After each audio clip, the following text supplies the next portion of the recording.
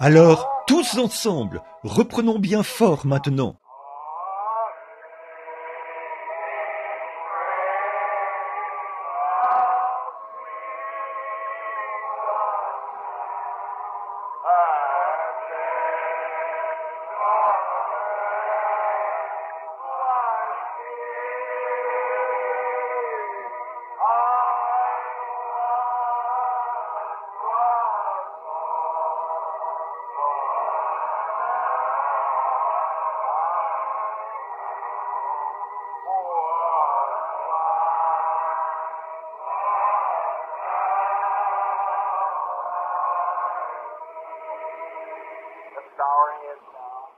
Courbons la tête maintenant. Notre Père Céleste, nous te remercions pour le grand privilège que nous avons de venir vers toi. Premièrement, nous ne pouvons venir que par Christ. C'est pourquoi nous faisons précéder notre prière de son nom. Ainsi, nous savons par sa parole que tu nous exauceras, car nous le demandons en son nom. Ce n'est pas par notre propre justice, ni par quoi que ce soit que nous puissions posséder ou faire, mais c'est par la grâce et par elle seule que nous venons et que nous le demandons au nom de Christ. Père, il se peut qu'il y ait beaucoup d'hommes et de femmes ici, dans ce bâtiment ce soir, qui sont des pécheurs. C'est pour le pécheur que tu es mort. Puisse ce soir être le soir où Dieu parlera à leur cœur et les appellera par sa grâce à entrer dans le royaume. Accorde-le, Père. Peut-être qu'ils ont perdu bien des années à errer dans le péché, mais que ce soit maintenant l'heure. Seigneur, je te remercie ce soir pour Billy Paul, mon pauvre petit garçon, orphelin de mère, qui est ballotté. Merci Seigneur de lui avoir accordé le Saint-Esprit, ce qui lui donne maintenant cette assurance qu'un jour glorieux, nous reverrons maman. Tout est bien, tout ira bien. Ô Dieu, puissent les anges le faire savoir à maman aujourd'hui. Elle pleurait au moment de sa mort et disait « Sers Dieu, un jour, Billy Paul sera un homme et il recevra le Saint-Esprit. » Ses prières ont été exaucées. Ô Dieu, bénis ce garçon maintenant. Puisse-t-il suivre le Maître pas à pas. Oh, comme sa petite voix tremblait quand il me disait « Papa, je viens de recevoir le Saint-Esprit. Je suis tellement heureux. » Oh Dieu, que ce soit l'expérience de chaque personne qui n'est pas née de nouveau ici ce soir. Puisse-t-il recevoir le Saint-Esprit ce soir. Si nous avons commis quelques péchés, pardonne-nous, Seigneur. Guéris les malades, pense les cœurs brisés. Et maintenant, Seigneur, je ne sais même pas par où commencer pour parler ce soir, mais tu pourvoiras.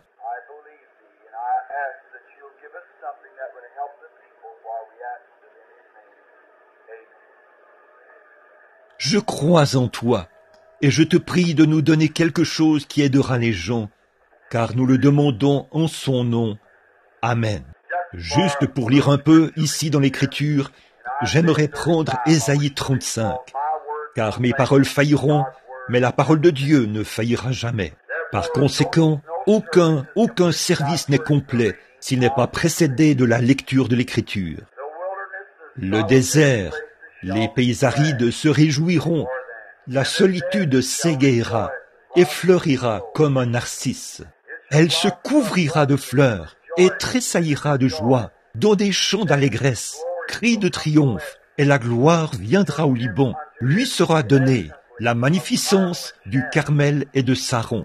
Ils verront la gloire de l'Éternel, la magnificence de notre Dieu. Fortifiez les mains languissantes et affermissez les genoux qui chancellent. Dites à ceux qui ont un cœur troublé, prenez courage, ne craignez point. Voici votre Dieu. La vengeance viendra, la rétribution de Dieu. Il viendra lui-même et vous sauvera. Il s'ouvriront les oreilles des sourds. Alors le boiteux sautera comme un cerf, et la langue du muet éclatera de joie. Car les eaux jailliront dans le désert, et des ruisseaux dans la solitude. Le mirage se changera en étang, et la terre desséchée en source d'eau. Le repaire qui servait de gîte aux chacals croîtront des roseaux et des joncs. Il y aura là un chemin frayé, une route, la voie sainte. Nul impur n'y passera. Elle sera pour eux seuls. Ceux qui la suivront, même les insensés, ne pourront s'égarer. Sur cette route, point de lion, nulle bête féroce ne la prendra. Nul ne s'y rencontrera. Les délivrés y marcheront, là. Les rachetés de l'Éternel retourneront. Ils iront à Sion avec chant de triomphe, et une joie éternelle couronnera leur tête. L'allégresse et la joie s'approcheront. La douleur et les gémissements s'enfuiront. Puisse le Seigneur ajouter ses bénédictions à la lecture de sa parole. Ce soir, si Dieu le veut, je veux vous parler juste quelques instants. Je vais surveiller ma montre ici pour ne pas vous garder trop longtemps ce soir. Après les réunions de cette semaine où j'ai essayé de montrer aux gens qu'il n'y a pas lieu d'avoir peur, la pire chose que le diable peut mettre sur vous, c'est la crainte. Si vous aviez même un cancer et que vous ne craigniez pas, que vous croyez que Dieu vous guérirait, vous ne seriez pas trop mal en point. Dieu s'en occuperait. Si vous étiez malade ou quoi que ce soit et que vous ne craigniez pas. Donc, la crainte est l'une des pires choses que Satan peut mettre sur une personne. Et cette semaine, j'ai essayé de démontrer par l'Écriture qu'un homme né de nouveau du royaume de Dieu n'a rien à craindre. En Jésus-Christ, vous êtes à l'abri, en parfaite sécurité. Tous ceux que le Père m'a donnés, a-t-il dit, viendront à moi. Nul ne peut venir si le Père ne l'a appelé. Le Père doit le conduire jusqu'à moi, et je ne mettrai pas dehors celui qui vient à moi. Et tous ceux, personne ne peut les ravir de la main de mon Père. Personne n'est plus grand que lui. Celui qui écoute mes paroles et qui croit à celui qui m'a envoyé a la vie éternelle. Il ne vient point au jugement, mais il est passé de la vie, de la mort à la vie. Celui qui mange ma chair et qui boit mon sang a, non pas aura, mais a, au présent, la vie éternelle. Et je le ressusciterai au dernier jour. N'attristez donc pas le Saint-Esprit de Dieu, par lequel vous avez été scellés jusqu'au jour de votre rédemption. Voilà, c'est ça, scellés et mis à part, jusqu'au jour de votre rédemption. Non pas d'un réveil à l'autre, mais jusqu'au jour de votre rédemption.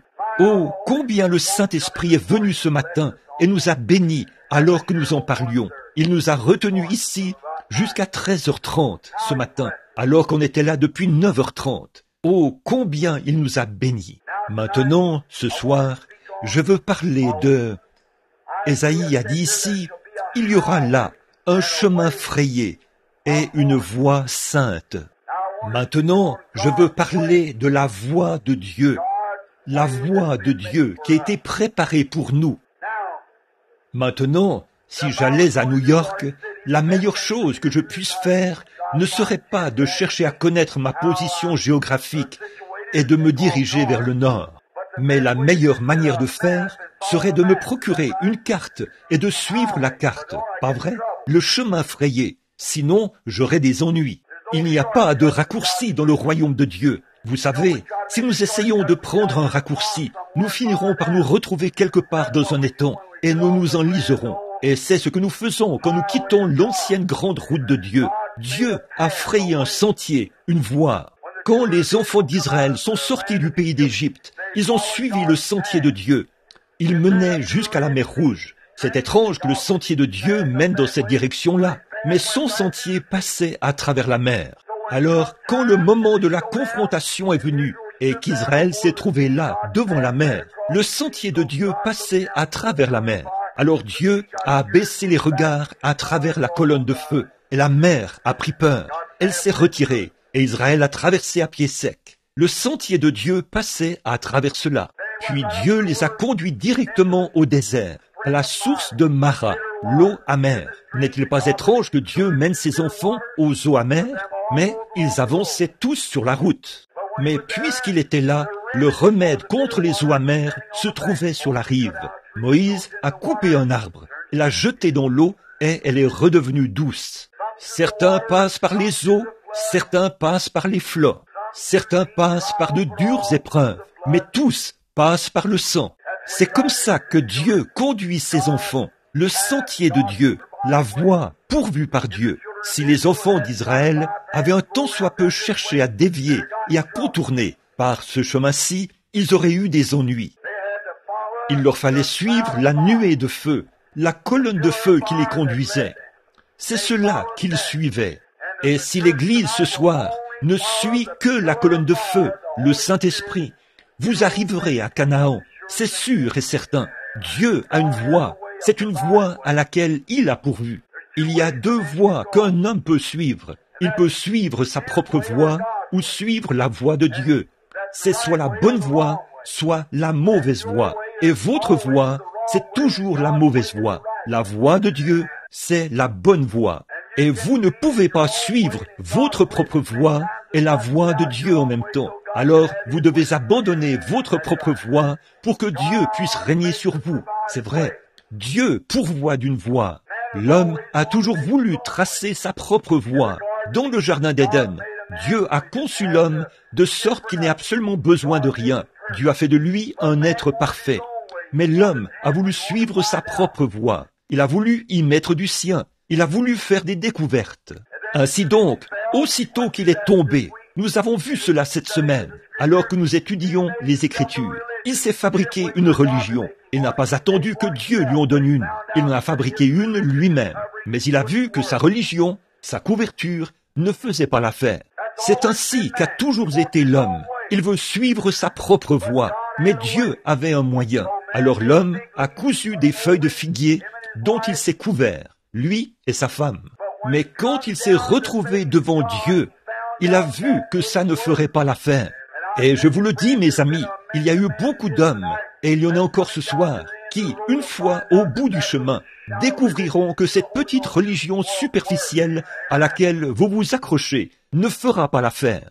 À moins d'être né de nouveau, rien d'autre ne fera l'affaire. Jésus a dit, si un homme ne naît d'eau et d'esprit, il n'entrera point dans le royaume. Aucunement, peu importe s'il est méthodiste, baptiste, presbytérien, peu importe qui il n'y entrera pas tant qu'il ne sera pas né d'eau et d'esprit. Être né signifie qu'il a été changé. Pour qu'il naisse, il lui faut mourir, premièrement.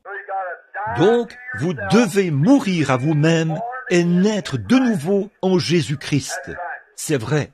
Maintenant, je veux vous faire remarquer qu'il s'est retrouvé en train de chercher à se frayer son propre chemin. Nous avons vu ce matin comment Caïn a essayé de se frayer un chemin. Il a apporté des pommes, des poires, des pêches et des citrouilles, ou peu importe ce que c'était. Il les a déposées sur l'autel et a dit, « Voilà, Seigneur, j'ai bâti un autel, j'ai bâti une église, je suis un bon membre d'église. Voyez, je vais à l'église tous les jours, je suis venu ici et j'ai bâti l'autel, j'y ai déposé le sacrifice. Maintenant, je vais m'agenouiller et prier. Et maintenant, Seigneur, je veux que tu m'acceptes. » Mais Dieu l'a rejeté. Et ce même vieil esprit religieux vit dans l'Église aujourd'hui. C'est exactement la même chose. Il est religieux au possible, et il ne connaît pas plus Dieu qu'un Hottentot ne peut connaître une nuit égyptienne. Vous savez que c'est la vérité. Les esprits religieux, n'allez pas croire que Staline est l'Antichrist.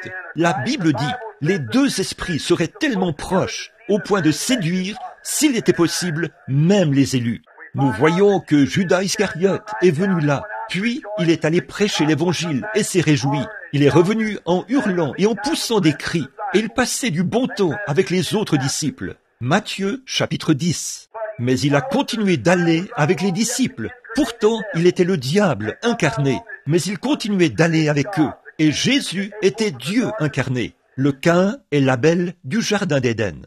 Mais quand est venu le moment pour lui d'aller à la Pentecôte pour recevoir la bénédiction, il s'est montré sous son vrai jour. Et quand on se met à dire qu'il faut naître de nouveau et recevoir le baptême du Saint-Esprit, 9 fois sur 10, les esprits se montreront sous leur vrai jour. Ils feront voir ce qu'ils sont. Ils diront, ça, c'est du fanatisme. Laissez ça de côté. Frère, c'est la voie pourvue par Dieu pour l'homme aujourd'hui. Alléluia! Regardez, Dieu a toujours pourvu d'un moyen. Dieu est dans l'obligation de pourvoir d'un moyen. Dieu pourvoit d'un moyen pour la nature. Pourquoi ces grandes inondations partout dans le pays? On a abattu tous les arbres et tout, ce qui a laissé libre cours à la circulation de l'eau. Vous construisez des barrages, là, quelque part, et vous fermez le lit de la rivière. Voilà que l'eau se trouve un autre chemin. Vous interférez avec la nature. Dieu avait pourvu d'une voie. C'est ça la cause des inondations. Tout ce que Dieu a fait est parfait. Et chaque fois que l'homme s'en mêle, il rend ces choses imparfaites. C'est vrai. Eh bien, prenons par exemple le cas des canards. J'aime observer les canards pendant les saisons où je vais chasser dans la montagne. J'irai là-bas à l'automne. Eh bien, là-bas, les canards viennent tous de la Louisiane pour s'y rassembler. Ils vont là-bas dans les marécages. Puis, ils se dirigent vers le nord et s'y installent. Ils font leur nid et élèvent leurs petits canetons. Ainsi, les petits grandissent. Et vers le mois de septembre, à cette période de l'année, ou à la fin septembre. Et puis, le brave petit canard mâle, il n'a jamais quitté cet étang. Il est simplement là, dans l'étang. Au bout d'un moment, le givre se met à gagner le sommet de la montagne. Un peu de neige tombe là-haut et une brise froide balaye la montagne. Ce petit canard ressent cela. Eh bien, il n'a jamais été ailleurs que sur cet étang. Il n'a pas encore un an. Il lève la tête, pointe son petit bec en l'air, file au milieu de l'étang et se met à faire coin, coin. Tous les canards de l'étang viennent vers lui. Chaque canard de l'étang sait qu'il est né chef. Et sans boussole ni rien, ce petit canard prend son envol, quitte cet étang et se dirige tout droit vers la Louisiane, vers les rizières, directement là-bas. On dirait que les chrétiens devraient avoir un peu de cet instinct de canard, de toute façon, n'est-ce pas? C'est vrai, très bien. Pourquoi? Vous dites, c'est l'instinct. Non, ils suivent la voie pourvue par Dieu. Dieu leur a donné un moyen, un instinct pour les y conduire. Et ils croient cela. Mais Dieu donne à l'homme le Saint-Esprit et il le rejette. Il a sa propre manière de faire. Mais Dieu a pourvu d'un moyen pour nous. Alléluia! Je me sens un peu religieux ce soir, après ces quelques soirées de réveil. Remarquez, voilà. Oui, monsieur, ce petit canard ira là-bas.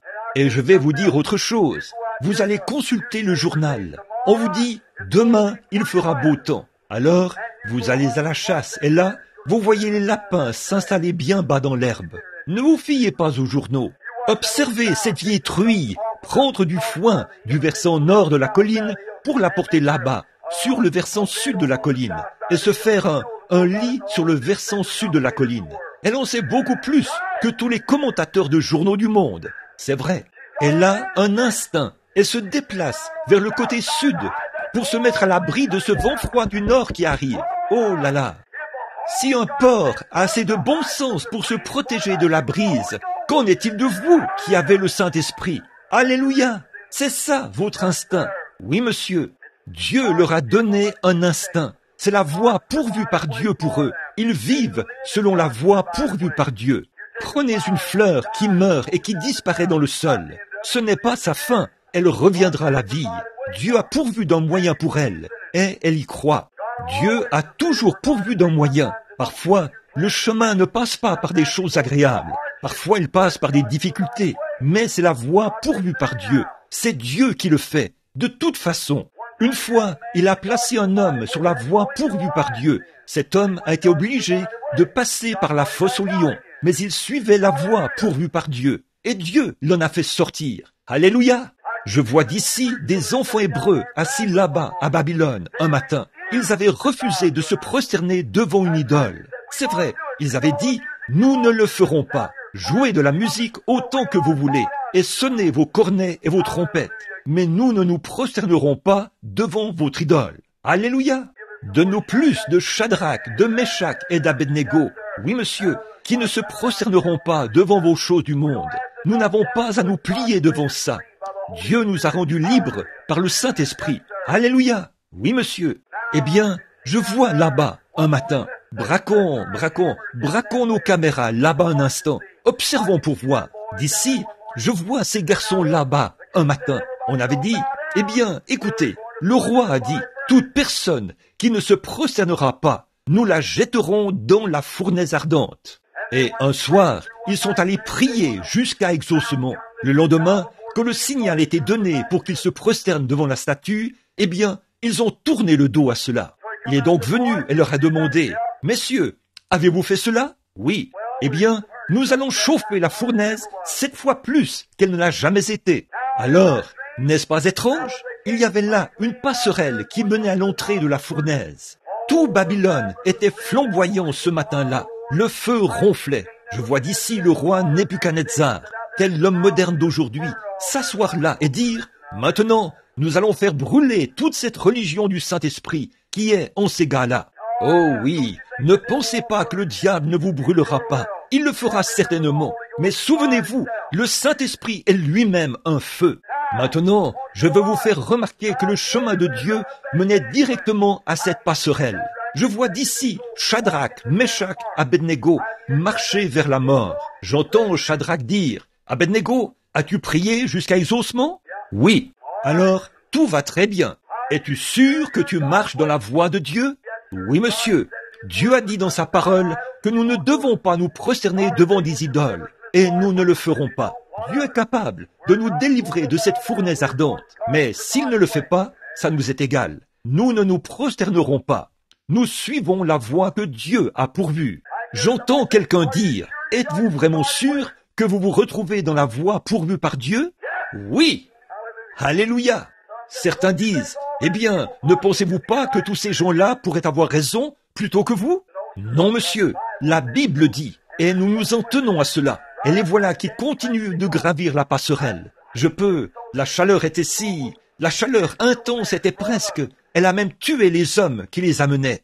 Ils étaient presque sur le point d'y entrer. Dieu n'avait pas dit un mot. Ils continuaient de suivre la voie pourvue. Ils se sont avancés jusqu'à l'entrée de la fournaise. À peu près au moment où ils se préparaient à entrer dans la fournaise ardente, vous savez, je vois un tableau terriblement sombre ici devant moi, en ce moment même. Des hommes qui essaient d'être fidèles à Dieu, qui suivent la voie pourvue par Dieu, et les voilà sur le point d'être brûlés. Quel tableau! Remarquez, chaque fois qu'il se passe quelque chose ici en bas, il se passe quelque chose là-haut, au même moment. Regardons un peu là-haut pour voir ce qui se passe. Je le vois là, debout, vêtu de ses vêtements princiers. Alléluia! Je vois venir premièrement de sa droite un grand et puissant ange du nom de Michel. Il y en a un là-haut, le saviez-vous? Je peux l'entendre arriver en courant à côté de lui et dire « Maître !» Je le vois tirer son épée de son fourreau comme ceci et dire « As-tu jeté un coup d'œil là-bas, à Babylone, ce matin ?» Il y a des hommes qui suivent la voie pourvue par Dieu. Il y a des hommes qui sont prêts à sceller leur témoignage ce matin. Nos frères sont sur le point d'être brûlés. Je peux l'entendre dire « Permets-moi d'aller là-bas. Je vais changer le tableau. » Je crois qu'il aurait pu le faire. Je le crois. Je peux l'entendre dire « Non, je ne peux pas te laisser y aller. Gabriel, tu as toujours été ou plutôt Michel, tu as toujours été un très bon ange. Va et remets ton épée dans le fourreau. Mets-toi là, au garde à vous. Voici venir un autre ange du nom d'Absinthe. C'est lui qui rend les eaux amères. Le voici qui s'avance et dit « Maître, regarde là, en bas. Toutes les eaux sont sous mon contrôle. Tu m'en as remis le contrôle lors de la destruction antédiluvienne. Et j'ai inondé le monde entier, tout le monde, sauf Noé et les siens. Alors a-t-il dit, permets-moi d'aller là-bas, et je vais inonder Babylone, de sorte qu'elle soit rayée de la carte. Je peux l'entendre dire, Absinthe, tu en es capable, c'est vrai, mais je ne peux pas te permettre d'y aller. C'est un travail qui n'est réservé qu'à un homme. Oh, je le vois qui se lève, comme ça. Les voilà, sur le point de faire le dernier pas. Je le vois qui tend la main, là, et dit un gros orage, suspendu quelque part là-bas. Viens ici! Oh là là! Et il lui a obéi. Je le vois, je l'entends dire, vent d'Orient, du Nord, d'Occident et du Sud. Venez ici transporter cet orage. Je vais vous chevaucher comme des chevaux. Je vais m'asseoir sur cet orage ce matin, comme sur un char. je descends moi-même à Babylone. Alléluia! Je le vois qui tend la main, saisit un éclair en zigzag et le fait zigzaguer d'un bout à l'autre du ciel, comme ça, alors qu'ils font leur dernier pas sur la voie pourvue par Dieu. Et à peu près au moment où ils atterrissent là-dedans, Dieu passe par la mer de la vie, ramasse un rameau. Et voilà qu'il se trouve là, à l'intérieur, en train de les éventer. Alléluia! Il est toujours là quand l'homme suit la voie pourvue par Dieu. Oui, monsieur. Une fois, il y avait un vieux prédicateur charlatan, un vieux prédicateur de la sainteté là-bas, il y a longtemps, du nom de Noé. Il disait, vous savez, il pleuvra, un orage viendra. J'entends d'ici les gens aller partout et dire, dites donc, avez-vous entendu ce vieil exalté là-haut? Il a dit, il pleuvra. Eh bien, il n'a jamais plu sur la terre. Eh, il pleuvra? Comment? D'où viendrait cette eau? Eh bien, allons examiner cela par la science pour voir s'il y a de l'eau là-haut. Eh bien, non, il n'y a pas d'eau là-haut. Qu'est-ce qui ne va pas? Ce vieux prédicateur n'a plus toute sa tête. Mais Dieu avait dit que cela arriverait. Dieu avait dit, Noé, prépare une arche pour le salut de ta maisonnée, pour le salut des tiens. Et Noé avait eu assez de bon sens pour le faire. C'est tout. Il était allé préparer l'arche. J'entends d'ici quelques-uns là, à cet endroit, qui parlaient un jour, là-bas dans la zone commerciale. Certains disaient, hé, qu'en est-il de cette histoire de pluie qu'il raconte là-bas? Cette histoire que raconte ce vieux prédicateur charlatan, disant qu'il pleuvra là-haut. Avez-vous déjà entendu pareille chose? Et là, il prétend suivre la voie pourvue par Dieu. Il la suivait. Amen. Tout à coup, le tonnerre s'est mis à gronder et les éclairs à briller. Je vois la vieille grosse maman chameau là-bas, qui lève les yeux et dit, « Papa chameau, as-tu entendu cela? C'est le tonnerre. C'est ce que Noé avait dit. Allons dans l'arche. » Et les voilà qui descendent la colline. Et voilà papa cheval et maman cheval. Et tous les autres couples qui entrent dans l'arche, les uns à la suite des autres. Dieu a fermé la porte et a envoyé la pluie. Noé suivait la voie pourvue par Dieu. Certains de ces gens ont enfourché des rondins et ont dit « Ceci me maintiendra au-dessus des flots ». Mais laissez-moi vous dire que quand les orages ont commencé à se déchaîner, l'arche a flotté. Alléluia! Pourquoi? Ils suivaient la voie pourvue par Dieu. Dieu bénira toujours les gens qui suivent la voie qu'il pourvoit. Il n'a jamais pourvu d'un rondin. Il n'a jamais pourvu de ceci. Il a pourvu d'une arche. Et aujourd'hui, mon frère et ma sœur, un moyen a été pourvu pour les hommes et les femmes. C'est par Jésus-Christ, le Fils de Dieu, qui est mort là-bas au calvaire. Et par son sang, nous avons le pardon des péchés. Nous pouvons recevoir le baptême du Saint-Esprit en guise d'approbation de Dieu, montrant qu'il nous a acceptés en son Fils Jésus-Christ, en parfaite sécurité. Alléluia! Vous me traiterez d'exalté de toute façon. Alors, autant commencer tout de suite. Très bien. Je me sens vraiment bien. Très bien. Croyez-vous cela? C'est la voix de Dieu et la seule voix. Ce n'est pas la voix méthodiste, ce n'est pas la voix baptiste, ce n'est pas la voix presbytérienne, ce n'est pas la voix pentecôtiste. C'est la voix de Christ. Christ est la voix que Dieu a pourvue. Il est le sacrifice que Dieu a pourvu. Il est Jéhovah Rapha. Il est Jéhovah Jireh. Il est Jéhovah Manassé. Quand Abraham a offert Isaac, il a donné à ce lieu le nom de Jéhovah Jireh. Le Seigneur se pourvoira lui-même d'un sacrifice. Et voilà, c'est le Fils de Dieu. Amen. Dieu pourvoit toujours d'un moyen d'échapper. Oui, monsieur. Une fois, il y avait là-bas un vieux prédicateur du nom d'Élisée qui prêchait. Il était monté là-haut et après avoir parcouru le pays du regard, il a dit « Je vous le dis, je n'ai jamais rien vu de si horrible. » Le vieux roi du pays était allé épouser une petite Jézabel toute maquillée. Elle avait suffisamment de maquillage sur le visage pour... C'est la seule femme de la Bible qui se soit maquillée. Et vous savez ce que Dieu a fait d'elle? Dieu l'a donnée en pâture aux chiens. C'est la seule que je connaisse. Si vous voyez une femme dont le visage est tout maquillé, savez-vous comment vous pouvez l'appeler? Dites « Bonjour, Madame Pâté pour chien ». C'est ce qu'elle est. Elle est comme de la pâté pour chien. Oh là là. Écoutez, frère, je reviens de l'Afrique. Ce truc-là tire son origine du paganisme. Ce sont les païens qui se maquillent. Oh, frère, quand un homme ou une femme se met en règle avec Dieu, on n'a pas besoin de leur dire ces choses. Ils ont d'eux-mêmes honte. Alléluia! C'est vrai. Mes amis, avant longtemps, elle avait amené toutes les Israélites à faire pareil. Élie a dit, Seigneur, ferme les cieux. Fais quelque chose à ce sujet. Dieu a parlé et a dit, eh bien, Élie, je vais te dire quoi faire. Va parler à Akab. Et voilà qu'un vieux prédicateur, enveloppé d'un grand morceau de peau de mouton comme ça, s'est mis en marche, le visage couvert de barbe. On aurait dit une chenille laineuse. Il s'est présenté devant le roi et lui a dit, la rosée ne sera pas appelée, ou il n'y en aura pas tant que je ne l'aurai pas fait venir. Alléluia! Il suivait la voie pourvue par Dieu. Oui, monsieur. Ah, hors d'ici, espèce de fanatique. Très bien, nous savons ce que nous faisons. Le vieil Élie a dit, Seigneur, que dois-je faire? Daigne pourvoir d'un moyen pour la suite. J'ai accompli ma mission. Dieu lui a dit, va là-bas, près du torrent de Kérit, et assieds-toi. D'accord, c'est un très mauvais endroit, mais je vais y aller et m'y asseoir. Tu as dit, va là-bas. Si ton sentier mène là-bas, j'irai là-bas. Il y est allé et s'y est installé. Il a dit, maintenant Seigneur, qu'est-ce que je vais faire ici? Assieds-toi là, reste là, c'est tout. Et avant longtemps, il a commencé à avoir faim. Il a dit, Seigneur, je commence à avoir un peu faim. Et voici qu'est arrivé un corbeau.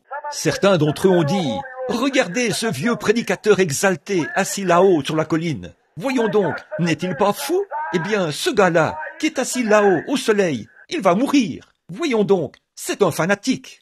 Et avant longtemps, toutes les eaux ont tari. Il n'y avait plus d'eau à boire dans le pays. Mais chaque fois qu'Élie avait soif, tout ce qu'il avait à faire, c'était de se pencher au-dessus du torrent de Kérit pour boire.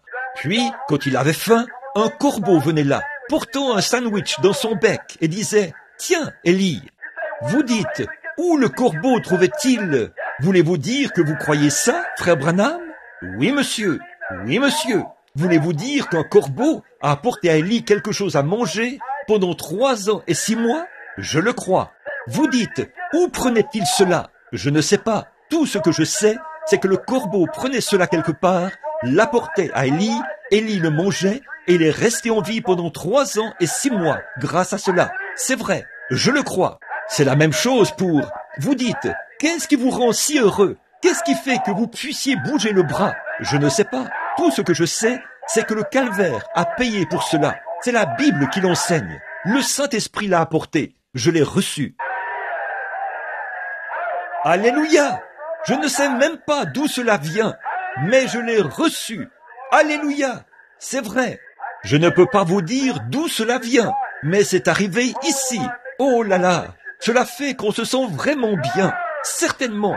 Alléluia! Ne vous énervez pas. Ça veut dire louange à notre Dieu. Amen. Ça veut dire qu'il en soit ainsi. Oh là là! Certainement. Je ne sais pas. Et on disait qu'il était fou d'aller s'installer là-bas. Oh là là! À l'heure du repas, voilà un serveur de couleur qui s'avance et dit, tiens, Élie, voici ton petit déjeuner. Voyons, il était dans une meilleure situation que la moitié des gens qui sont ici ce soir. J'imagine qu'il n'y a pas beaucoup de gens ici ce soir qui ont des serviteurs de couleur. Mais lui, il avait des serviteurs de couleur, des corbeaux qui lui apportaient à manger à chaque repas. Alléluia! Gloire! Dieu avait une salle à manger quelque part. Il y apprêtait tout, le faisait cuire et le lui envoyait. Alléluia! Ce même Dieu vit et règne aujourd'hui. Il est resté dans la voie qu'il avait pourvue. Dieu lui avait dit, va là-bas et assieds-toi. Alors il l'a fait. C'est tout ce qu'il savait faire. Qu'en pensez-vous? Croyez-vous que c'est vrai? Ça l'est. Amen. Oui, monsieur. Un jour, une petite fille descendait la rue et elle a dit, finalement quelqu'un a dit, oh, alléluia, alléluia. Elle venait de recevoir le Saint-Esprit. Alors, un vieil incrédule qui était là dans les parages a dit, qu'est-ce qui vous rend si heureuse, jeune fille? Elle a dit, oh, Jésus vient de me sauver et de me remplir du Saint-Esprit. Elle a ajouté, je suis si heureuse. Il a dit, dites, qu'avez-vous dans la main? Elle a dit, ma Bible. Il a dit, croyez-vous cela? Certainement. Il a dit, croyez-vous cela entièrement? D'un bout à l'autre. Il a dit, croyez-vous cette histoire au sujet de Jonas? Oui. Il a dit, croyez-vous que cette baleine a vraiment avalé cet homme? Oui, monsieur, je le crois. Il a dit, Comment pouvez-vous prouver ça autrement que par la foi? Elle a dit, eh bien, quand j'arriverai au ciel, je demanderai à frère Jonas. L'infidèle lui a répondu, il a dit, et si frère Jonas n'est pas au ciel? Elle a dit, alors c'est vous qui devrez le lui demander. Alléluia! Il ne lui restait qu'un seul lieu où aller, en enfer. Si vous rejetez la voie de Dieu, vous serez obligé d'aller en enfer. Absolument. C'est la seule autre voie. Donc, vous suivez une voie ou l'autre. Amen. Très bien.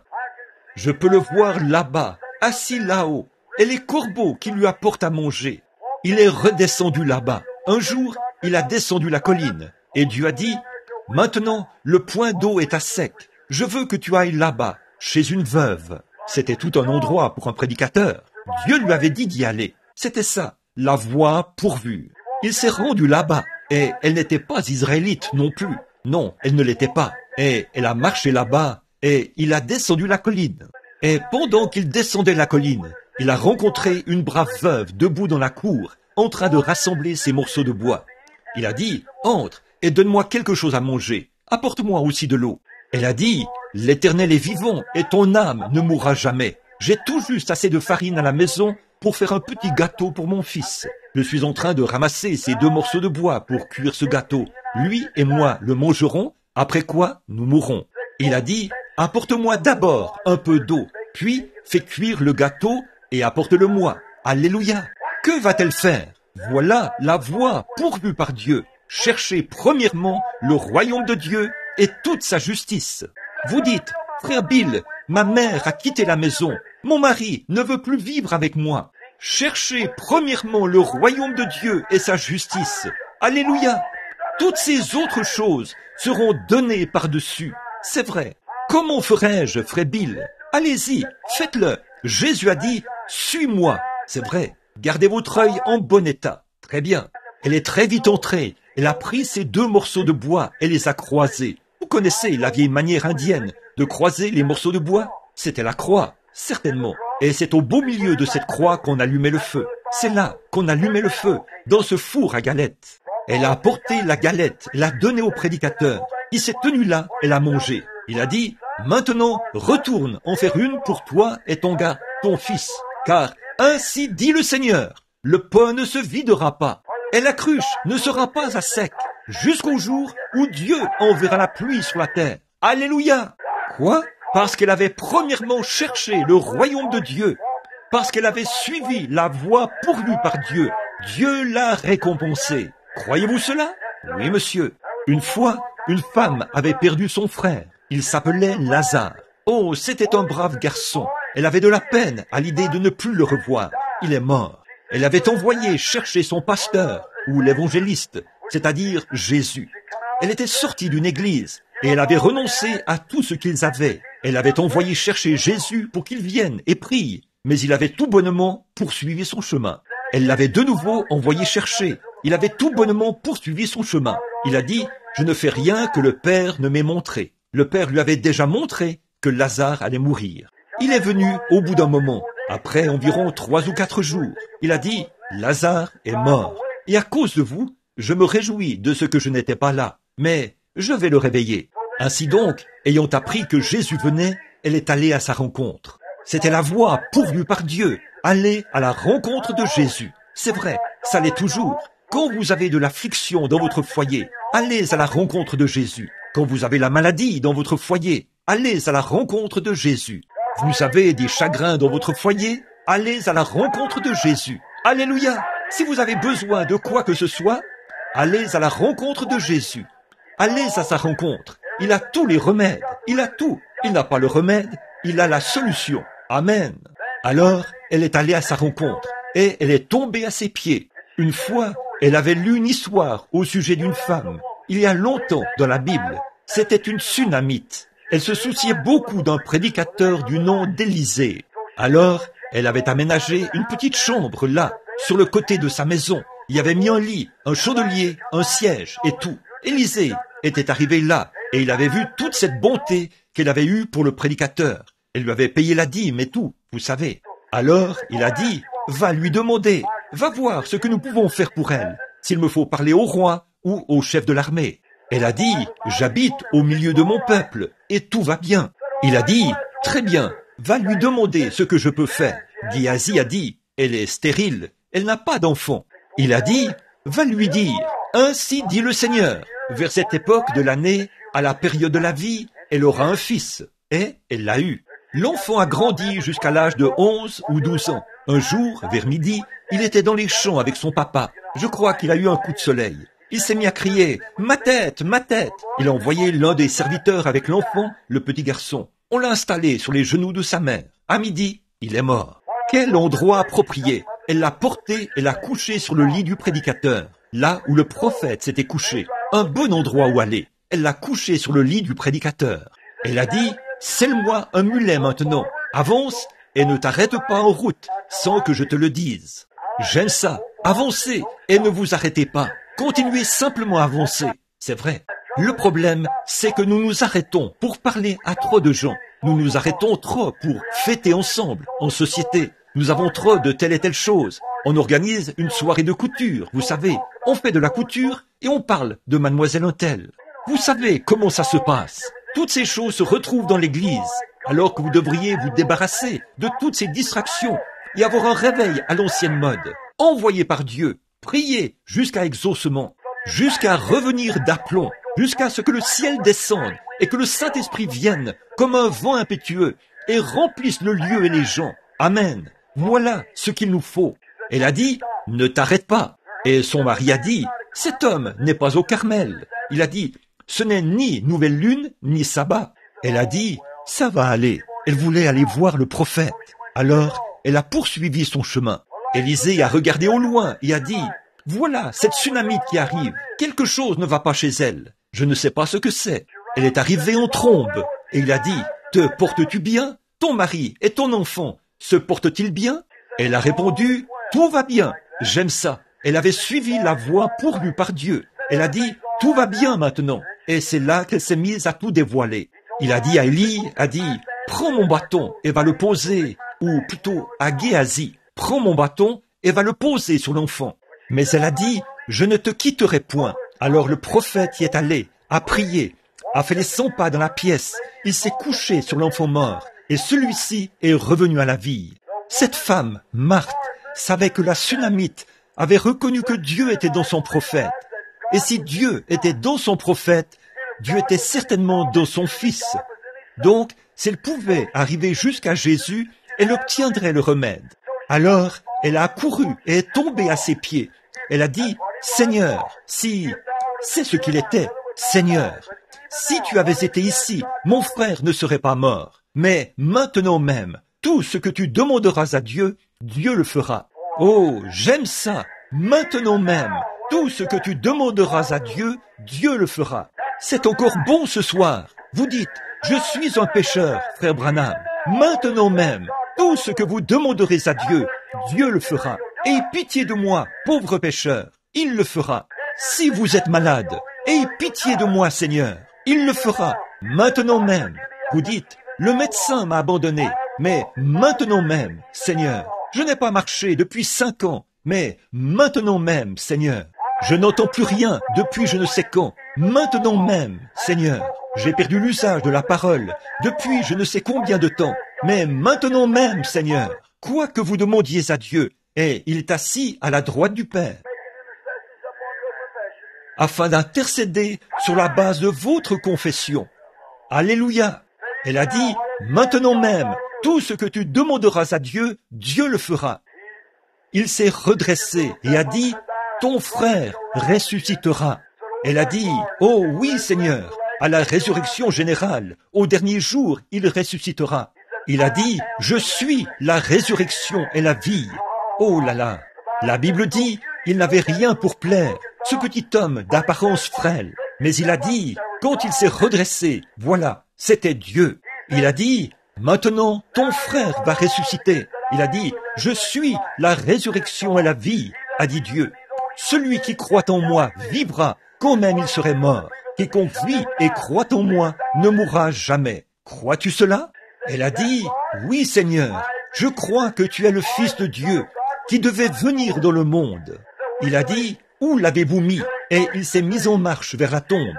Jésus a pleuré. Il n'y a pas longtemps, une femme a dit, une très brave femme, une femme de la science chrétienne, qui ne croyait pas que Jésus avait la divinité. Elle croyait qu'il était un prophète. Elle croyait qu'il était un brave homme, mais qu'il n'était pas né d'une vierge. Il nie la naissance virginale. Non seulement cela, mais un sondage a montré que 85% des prédicateurs protestants des États-Unis prétendent que la naissance virginale est une imposture. C'est vrai, la manière dont vous vivez pourrait facilement m'amener à le faire, à le penser. C'est l'exacte vérité. Ils croyaient que c'est une imposture. Et il y avait même un plus grand pourcentage de prédicateurs qui ne croyaient pas que Jésus reviendrait sous une forme visible. Ce n'est pas étonnant que nous ayons besoin d'un réveil. Frères, écoutez bien, on entend tellement parler de réveil aujourd'hui. Nous n'avons jamais eu de réveil. Ici, il n'y a pas longtemps, j'ai suivi la présentation d'un autre homme où on a beaucoup parlé de ce sujet. Selon ce qu'il disait, il est allé dans une ville et là, il avait eu 5000 conversions. Nous avons fait un suivi juste après son passage. Pas moi, un groupe de ministres. Ils ont pris leurs coordonnées pour faire le suivi avec ces gens. Et 30 jours après son passage, ils n'ont pas pu en trouver 30 qui prétendaient être sauvés. Vous savez ce que je pense?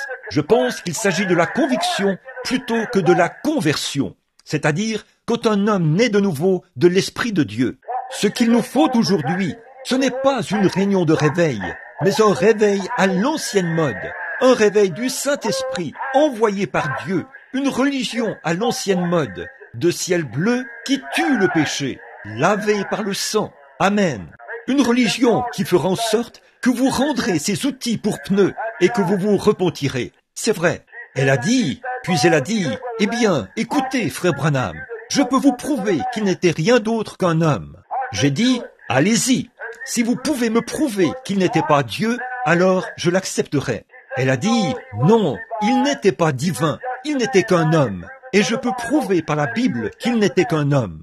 J'ai dit, si vous pouvez le prouver par la Bible, alors je l'accepterai. Elle a dit, êtes-vous prêt? J'ai dit, je le suis. Elle a dit, quand il est allé là-bas, dans Jean 11, quand il est allé au tombeau de Lazare, il a pleuré. J'ai dit, qu'est-ce que cela a à voir avec ça? Elle a dit, eh bien, voilà la preuve qu'il n'était rien d'autre qu'un homme. Il pleurait. J'ai dit, écoutez madame, il était un homme, c'est vrai, mais il était plus qu'un homme. Il était un homme Dieu. Dieu était en Christ, réconciliant le monde avec lui-même. Oui monsieur, il est venu pour faire la volonté du Père. Il a suivi la voie pourvue par Dieu. Il n'a jamais regardé à droite ni à gauche. Il a fait ce que Dieu lui disait de faire. Il était la voie pourvue par Dieu. Et sur le chemin, il menait vers Lazare. Il a pleuré. Il était un homme quand il pleurait. Mais quand il s'est tenu là, près du tombeau, où se trouvait un homme mort depuis 4 jours, rongé par les vers de sa peau, qui entrait et sortait de son corps, et dont la puanteur se répandait, quand il a dit « Lazare, sors !» Un homme qui était mort depuis 4 jours s'est levé sur ses pieds et a repris vie.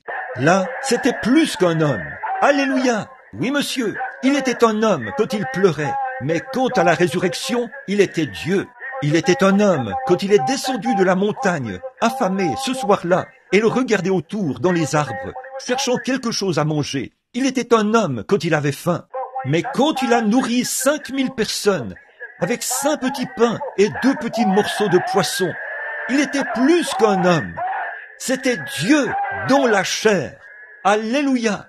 Il était un homme quand il était allongé dans la barque ce soir-là, après qu'une force était sortie à travers son vêtement, ce qui l'avait rendu vraiment faible, au point qu'une mer déchaînée qui rugissait, 10 000 démons de la mer avaient juré qu'il le noierait cette nuit-là, alors que cette petite barque était là, ballottée comme un bouchon de bouteille sur une mer déchaînée. Je sais qu'il était un homme quand il était allongé là, endormi, mais quand ils ont dit « Ne te soucies-tu pas que nous périssions ?» il a posé son pied sur le bastingage de la barque et a dit « Silence, tais-toi » et le calme est revenu. Ça, c'était plus qu'un homme. Alléluia, c'était mon Dieu. Alléluia, c'est vrai, il l'était. Oui, en effet, il était un homme quand il était suspendu au calvaire, quand ils lui ont rendu le plus grand hommage qu'ils aient jamais rendu, quand ils ont dit « Il a sauvé les autres, il ne peut pas se sauver lui-même ». Quel merveilleux hommage! ou quel compliment ils lui ont fait. S'il avait sauvé ses autres, lui-même, il n'aurait pas pu sauver les autres. Alors, il lui fallait se donner lui-même afin de sauver les autres. C'était un homme, quand il a imploré la miséricorde, quand il a dit « Mon Dieu, pourquoi m'as-tu abandonné ?» Il est mort comme un homme. Oui, mais quand il est ressuscité le matin de Pâques, il a prouvé qu'il était Dieu. Ce n'est pas étonnant que le prophète ait dit « En vivant, il m'a aimé. En mourant, il m'a sauvé. Enseveli, il a emporté mes péchés au loin. En ressuscitant, il a justifié gratuitement pour toujours. Un jour, il reviendra. Ô jour glorieux. » Alléluia, je l'aime. Pas vous? Suivez la voie pourvue par Dieu. Je peux voir des mages qui, une fois, se rendaient à sa naissance pour l'adorer. Je peux les voir tous se préparer. Les voilà qui chargent leurs chameaux. Je peux voir Jim Jones et tous les autres et Jointel faire leurs bagages. Je peux les voir qui placent leur table à cartes et les rangent là, sur le côté, comme ceci, puis ils empilent toutes les autres choses. Et alors, ils s'en vont adorer Jésus. Voilà qu'ils finissent par constater, au moment de partir, que les vieux chameaux n'arrivaient pas à marcher. C'est justement là le problème de l'Église aujourd'hui. Vous l'avez tellement rempli des choses du monde que ça vous ramène en arrière. C'est vrai, je le vois qui prend le départ comme ça, et tous les autres aussi. Ils arrivent là-bas, sur le flanc de la montagne, et voilà qu'ils ne peuvent même pas passer, puisque étroite est la porte, resserrez le chemin, mais il n'y en aura que peu qui les trouveront. Oui, monsieur, je peux voir un autre brave compagnon qui fait ses bagages. Il veut voyager léger, parce que, dit-il, je fais mes bagages pour aller au ciel. Frère, je ne fais pas mes bagages pour aller au ciel, je les défais pour pouvoir aller au ciel. Alléluia. Donc, pour l'enlèvement, il faut se débarrasser de tout. La Bible dit, rejetons tout fardeau et le péché qui nous enveloppe si facilement, afin de courir avec persévérance dans cette carrière. Je peux voir un brave homme s'avancer, vous voyez. Je peux voir sa femme qui est là. Elle dit, Jean, qu'y a-t-il mon chéri? Où vas-tu? Il répond, je vais adorer le Seigneur. Comment sauras-tu trouver ton chemin? Eh bien, j'y vais. Or, tu n'as même pas de boussole. Tu n'as même pas ton permis pastoral. Qu'est-ce qui te prend? Te recevront-ils? Y vas-tu pour adorer le Seigneur? Oui, prends ta boussole. Non, je n'en ai pas besoin. Tu n'en as pas besoin? Comment te rendras-tu jusque là-bas? Je peux le voir montrer du doigt l'étoile du matin et dire « Je vais suivre la voie pourvue par Dieu. » Amen. Dieu avait pourvu d'une étoile pour conduire les mages. Ils n'avaient pas besoin de boussole. Ils avaient besoin de la voie pourvue par Dieu, l'étoile. Gloire est le même Dieu qui a conduit les mages à Christ par l'étoile, est ici ce soir, sous la forme du Saint-Esprit, pour vous conduire à Christ, à la nouvelle naissance, au baptême du Saint-Esprit. C'est ça, la voie pourvue par Dieu. Si un homme ne naît d'eau et d'esprit, il ne verra même pas le royaume de Dieu. Hommes et femmes, l'avez-vous reçu? Mon temps est écoulé. Oh là là, j'ai vraiment envie de me mettre à parler de cela, d'enfoncer mes mains dans les poches de mon pantalon et de prêcher comme un vieux prédicateur sassafras. Pourquoi? J'aime ça.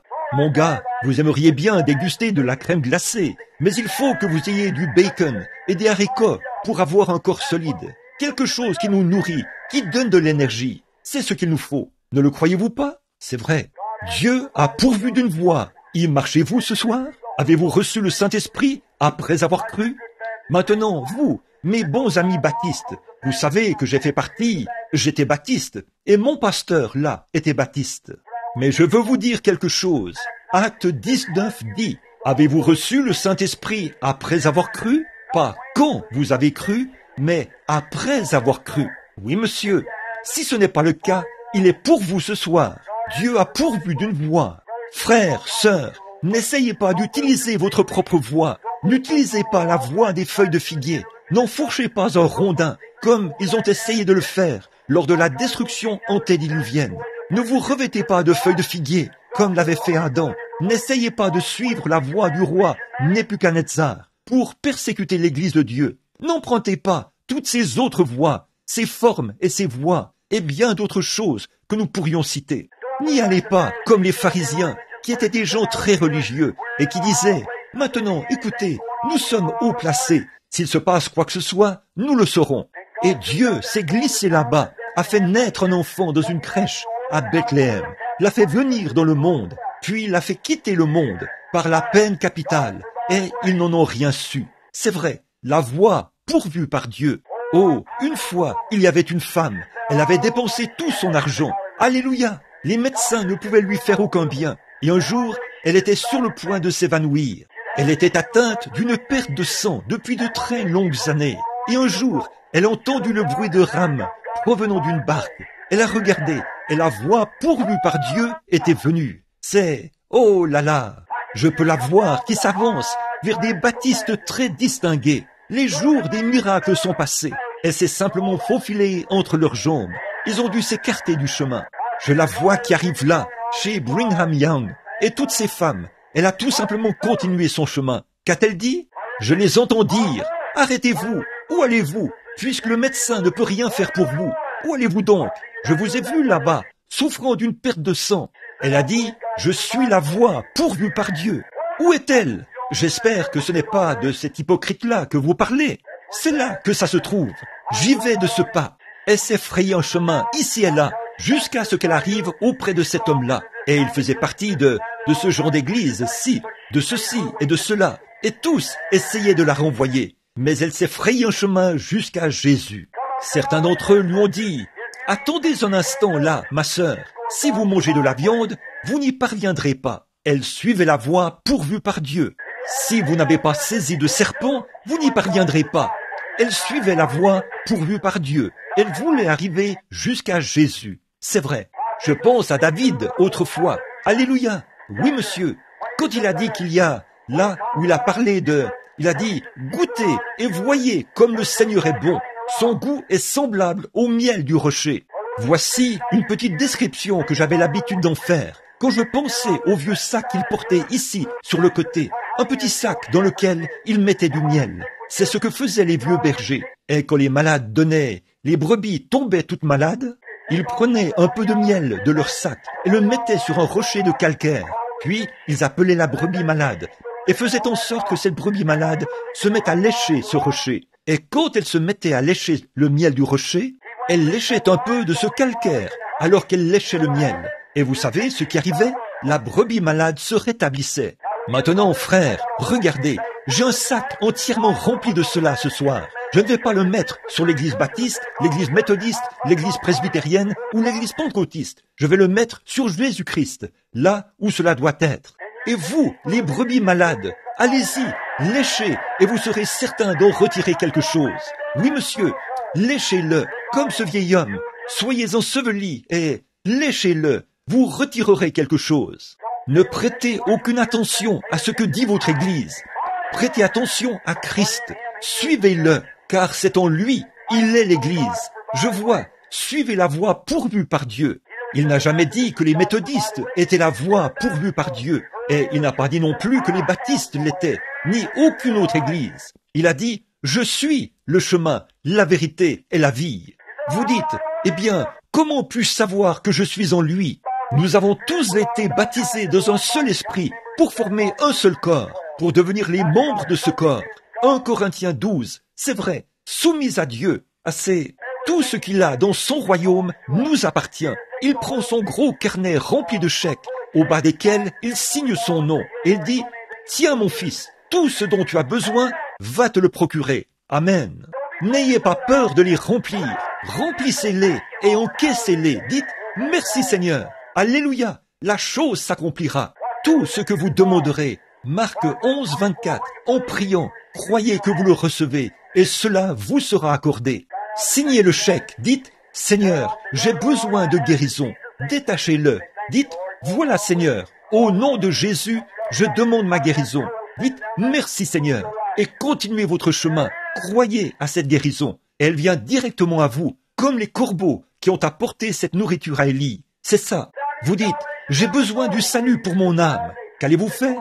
Écrivez simplement et dites, tu as dit, venez à moi, vous tous qui êtes fatigués et chargés, je vous donnerai du repos. Ça, c'est à moi, Seigneur. Remplissez le chèque. J'ai besoin du salut. Accorde-le-moi, Seigneur. Le voilà. Merci, Seigneur. Et vous repartez avec cela. Avez-vous besoin du Saint-Esprit? Oui, monsieur. Restez dans la ville de Jérusalem jusqu'à ce que vous soyez revêtus de la puissance d'en haut. Après que le Saint-Esprit sera survenu sur vous, vous serez mes témoins à Jérusalem, dans la Judée, dans la Samarie et jusqu'aux extrémités de la terre. Croyez-vous cela? Remplissez le chèque, signez-le, envoyez-le et voyez ce qui arrivera. Dieu l'accordera. La voie pourvue par Dieu. Il vous a remis un carnet de chèques. Alors, remplissez-les. Dieu l'a promis. Croyez-vous cela? Certainement. Dieu pourvoit toujours d'une voie. Un jour, il y a eu un jeune homme du nom de Jairus. Oh, il s'était en quelque sorte rattaché à une bande d'incroyants. Comme beaucoup de prédicateurs aujourd'hui, ils se rattachent de la même manière. La Bible dit, ne vous mettez pas sous un joug avec les infidèles. Très bien. Avant longtemps, eh bien, qui a dit ça? C'est vous?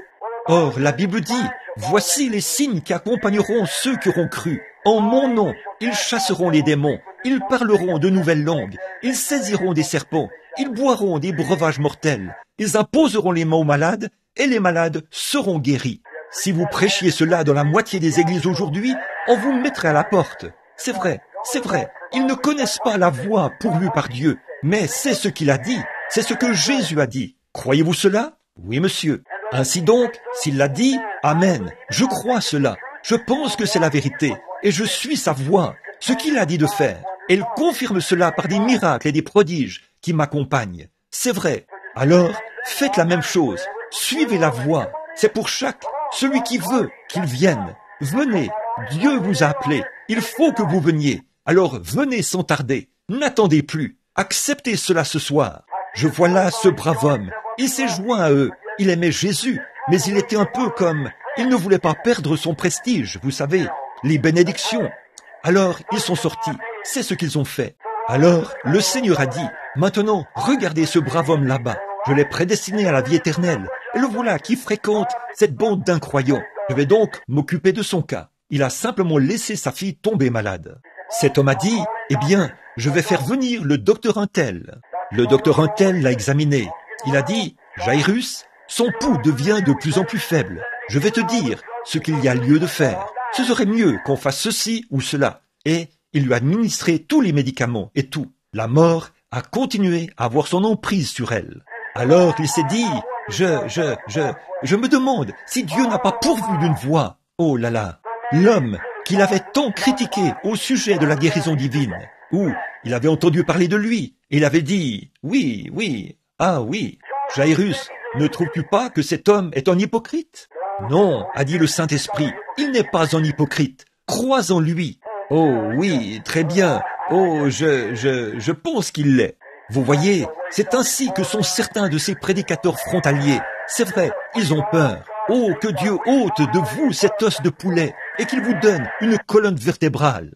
J'aime bien le témoignage de Buddy Robinson. Il a dit, Seigneur, donne-moi une colonne vertébrale de la grosseur d'une bille de bois, mais beaucoup de bruit dans le pignon de mon âme, et que je combatte le diable aussi longtemps que j'aurai encore une dent, et après que je le morde avec mes gencives jusqu'à ma mort.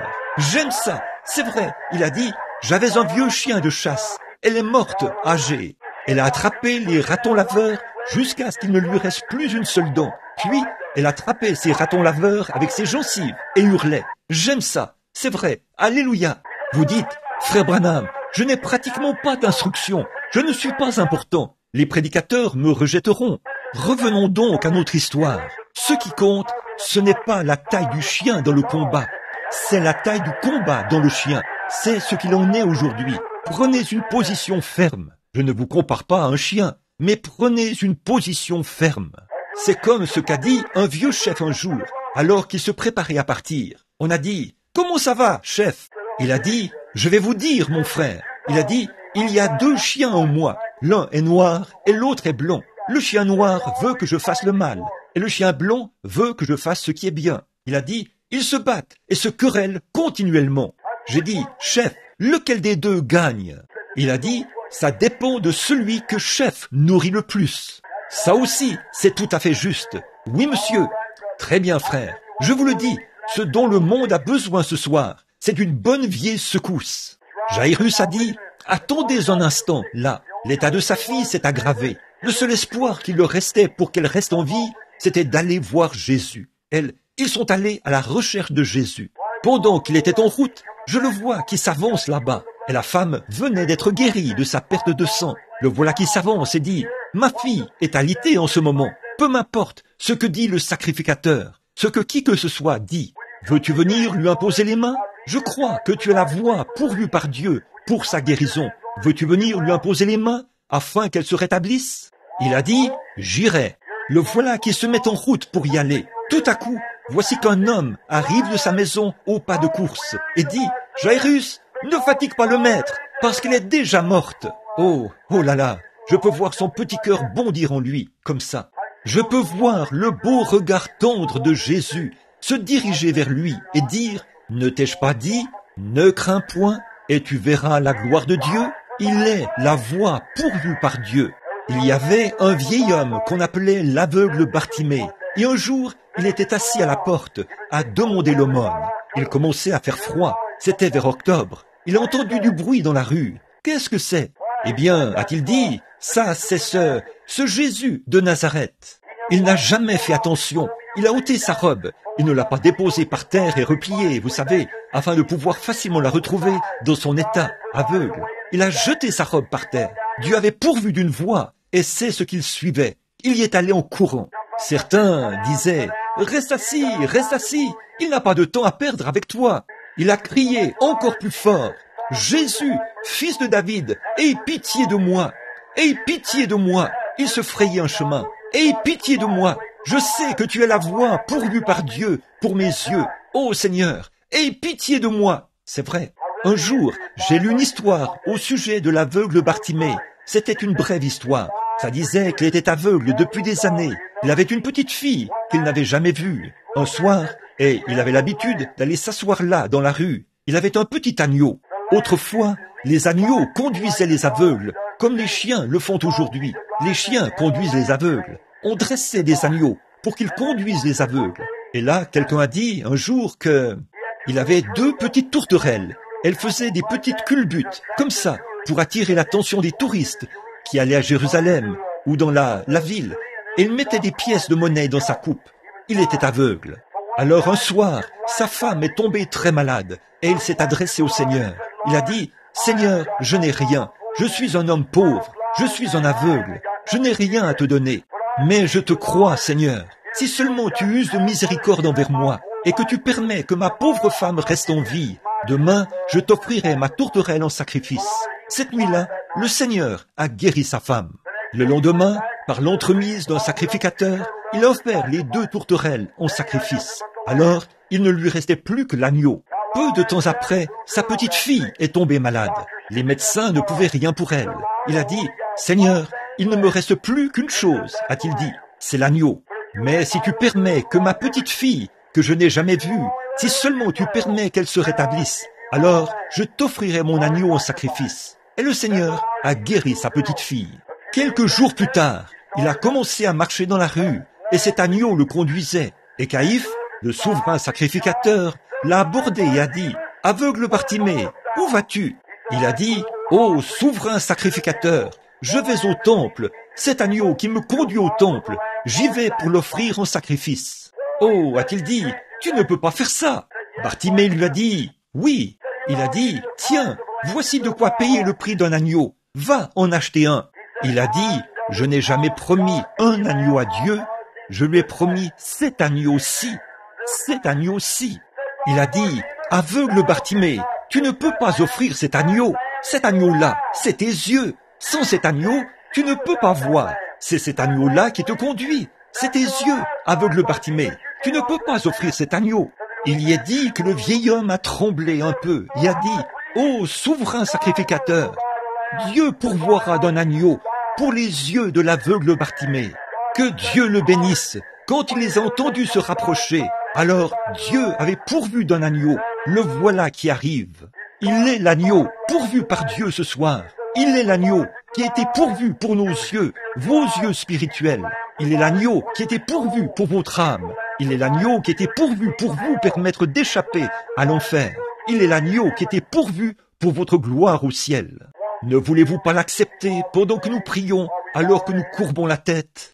Ô Seigneur Dieu, Créateur des cieux et de la terre, auteur de la vie éternelle, donateur de tout bon don, envoie tes bénédictions sur ces gens. Ces pauvres petits commentaires improvisés, Seigneur. Mais je sais que tu as pourvu d'une voie. Tu as dit, ce qui arriva du temps de Noé arrivera de même à la venue du Fils de l'homme. Un temps de préparation, un temps où un lieu qui devait être préparé pour ceux qui voulaient échapper à la colère. Je prie, ô Dieu, que maintenant même, que cet agneau de Dieu qui avait été pourvu pour les yeux de l'aveugle, ou pour la femme atteinte de la perte de sang et qui avait arrêté sa perte de sang, l'agneau qui avait été pourvu pour Lazare qui était mort, ô Dieu, sois miséricordieux. Quand j'y pense, c'est ce même agneau qui a été pourvu pour mes yeux aveugles un jour. Les frères Maillot m'ont dit il y a 3 ans que je n'avais aucun espoir de retrouver la santé. Dieu a pourvu d'un agneau. Quand tu as envoyé ton ange là-bas, à Greens Mill, et que tu as dit « Va faire ceci », comment pouvais-je le faire devant un monde d'athées et d'incroyants? Mais Dieu a pourvu d'un agneau. Oh Dieu, voici ma pauvre petite église que je suis en train de regarder, Seigneur. Et je pense à des milliers de kilomètres au-delà des mers, des plaines gelées et des icebergs. Combien j'ai été assis là bien des fois, seul dans une pièce à prier. Je pense aux fois où les gens venaient ici et me serraient la main. Le sol recouvert de sciure, les fenêtres qui tremblaient quand le vent soufflait. Je pense au jour où j'ai pris ma propre épouse chérie et que je l'ai déposée ici au pied de la croix et que j'ai prêché à ses funérailles. Je me souviens d'avoir vu mon petit bébé, Seigneur, qui repose là dans ses bras. Je me souviens du pauvre petit Billy Paul que tu as rempli du Saint-Esprit il y a quelques heures. Il était venu à sa tombe ce matin-là pour y déposer une fleur de Pâques et il s'est mis à pleurer. J'ai passé mon bras autour de ce petit garçon et j'ai dit « Dieu a pourvu d'un agneau, d'un sacrifice d'expiation. Un jour, cette petite tombe s'ouvrira, maman sortira, ta petite sœur aussi. Dieu a pourvu d'un agneau. Un de ces jours, ô Dieu, quand mon dernier sermon sera prêché, on m'étendra peut-être dans une pièce et je sentirai mon pouls monter le long de mon bras, la froideur de la mort envahir la chambre, telle une marée, alors que la fenêtre sera ouverte et que les rideaux flotteront au vent. Ô Seigneur, fais venir le bateau de sauvetage. Je ferai mon dernier voyage. J'étendrai simplement le drap. Les paupières se fermeront et le drap me couvrira. Je veux marcher dans la vallée de l'ombre de la mort. Je veux arriver au Jourdain et dire « Écartez-vous de mon chemin » et m'écrier « Cède le passage, ô Jourdain, je traverse. » Seigneur, envoie-moi le bateau de sauvetage à ce moment-là. Reçois-moi. Veux-tu, Seigneur? Reçois-moi à ce moment-là. Veux-tu, Seigneur? Pas seulement moi, mais tous ceux qui sont ici veulent les recevoir à ce moment-là. Veux-tu, Seigneur? Accorde-le. Depuis lors, beaucoup d'entre nous ont traversé et sont retournés au paradis et vivront pour toujours. Père, s'il y a ici ce soir un homme ou une femme qui ne te connaît pas, qui ne sait rien de ce que ça vaut, qui n'est jamais né de nouveau, qui n'a jamais trouvé la voie pourvue par Dieu, puisse-t-il trouver cela maintenant même, alors que nous prions par le nom de Jésus-Christ. Avec la tête inclinée, mon ami pécheur, soyez bénis. Beaucoup sont à l'extérieur ou à l'intérieur. Le Saint-Esprit est ici.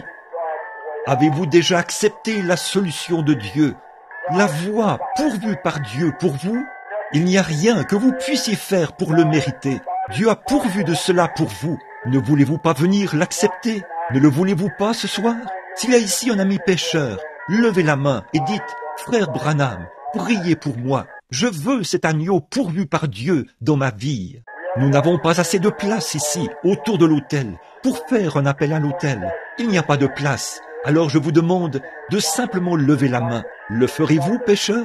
Que Dieu vous bénisse, monsieur. Que Dieu vous bénisse, monsieur. Et que Dieu vous bénisse, sœur. Que Dieu vous bénisse. Et vous aussi. Là-bas, au fond, une fois de plus. Y a-t-il quelqu'un là-bas au fond? Là, à ma droite, maintenant? Que Dieu vous bénisse. Que Dieu vous bénisse. Que Dieu vous bénisse. Quelqu'un d'autre pourrait-il lever la main et dire « Souviens-toi de moi. Ô Dieu, accorde-moi la grâce ce soir, la vie de ton agneau. Que Dieu vous bénisse, sœur. Je vous vois, vous qui êtes assises ici. Si vous êtes à l'extérieur, avancez-vous, posez les mains sur le panneau et dites « Frère Branham, souvenez-vous de moi. Je veux la voir pourvue par Dieu.